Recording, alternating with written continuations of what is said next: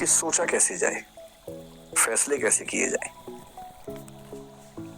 मैं क्लास में एक कहानी अक्सर सुनाता हूँ पंचतंत्र की, थोड़ा बदल के सुनाता हूँ। पंचतंत्र आप जानते हैं, विष्णु शर्मा का एक कहानी संकलन है प्राचीन काल का। उसमें कई ऐसी कहानी है जो हमें नॉर्मल लाइफ के बारे में, सामान्य जीवन के बारे में एक लेसन देती हैं, सीख देती हैं। उसमें एक कहानी का नाम था, अगर मुझे ध्यान है, मैं स्कूल में पढ़ता था, उसका नाम था पंडित की बकरी। कहानी थोड़ी सी अलग थी, मैं उसे थोड़ा सा अलग करके आपको सुनाता हूँ ताकि आज के परिवेश में उसका महत्व ज्यादा समझ में आए। कहानी ये है, मैं फिर बता रहा हूँ, कहानी में बदल के सुना रहा हूँ ताकि बाद में कोई हमला ना करे कि नहीं कहानी तो ये थी, बदल कैसे दी। उस कहानी में ये था कि एक पंडित जी बकरी खरीद के जा रहे हैं। 3 लोगों को लालच है कि बकरी खाएंगे हम। उनको बेवकूफ बनाने के लिए एक ने कहा कि कुत्ता कहाँ ले जा रहे हो, एक ने कहा कि आप कौन सा पशु बताया, मेरे 3 पशुओं के नाम बोले कि ये कहाँ ले जा रहे हो, वो कहाँ ले जा रहे हो। उन्हें कंफ्यूजन हो गया कि जरूर कोई बहुरूपीय जानवर है, तो छोड़ के भाग गए। मैं इस कहानी को थोड़ा सा मोल्ड करके सुनाता हूँ कि एक बार एक आदमी एक छोटा सा बछड़ा खरीद के जा रहा था, सुंदर सा, और 3-4 चोरों की नजर पड़ी, बछड़ा हमें मिल जाए, सस्ता मिल जाए, आधे दाम पे या उससे कम पे मिल जाए तो क्या करें। तो उन्होंने साजिश की। बारी बारी वो उस व्यक्ति से रास्ते में मिले। पहले एक व्यक्ति मिले एकदम सीरियस चेहरा बना के। उसने कहा, अरे पंडित जी, ये बकरी कितने की ली? पंडित जी ने कहा, यार ये तो बछड़ा है, बकरी थोड़ा है। तो वो बड़े अच्छे से हंसने का कि बछड़ा है, अच्छा, इतना कह के मुस्कुराते हुए निकल गया वहां से। पंडित जी को लगा अजीब गधा आदमी है, फिर देखा है तो बछड़ा ही।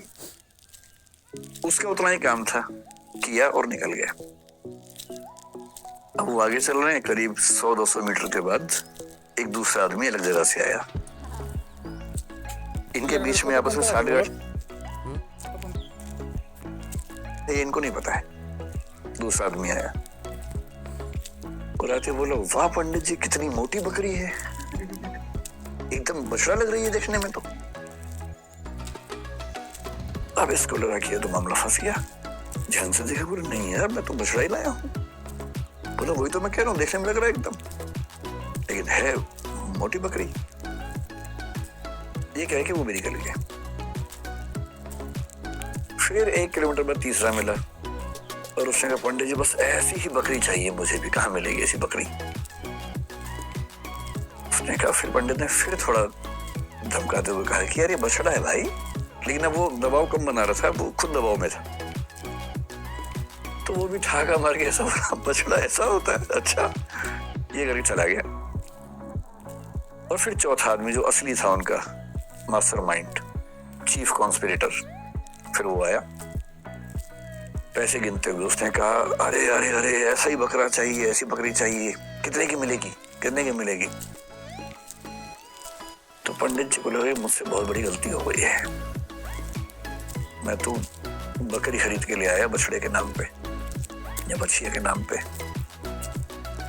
फिर लगा घर जाऊंगा, घर पे पीटूंगा, इससे अच्छा नुकसान कम कर लेता हूं। तो एज्यूम कीजिए कि उस जमाने में 100 रुपए के आसपास का लिया था, तो मैं बताया कि मैंने 100 का लिया है। 100 का बकरी तो 20 रुपए की आ जाती है, लेकिन इतनी तंदुरुस्त है, अगर आप चाहें तो मैं इसके बदले आपको 40 रुपए दे सकता हूँ। और पंडित जी बोला कि यार चलो, 60 का नुकसान सही, कम से कम 80 का तो नहीं होगा। और 40 का उसको दिया और खुश होकर घर लौटे कि बच गया आज तो। अब ये जो पंचतंत्र की कहानी है, ये इसलिए है कि जब हम जीवन में निर्णय करते हैं तो हमारे पास बहुत सारे ऊट पटांग से इनपुट्स आते हैं,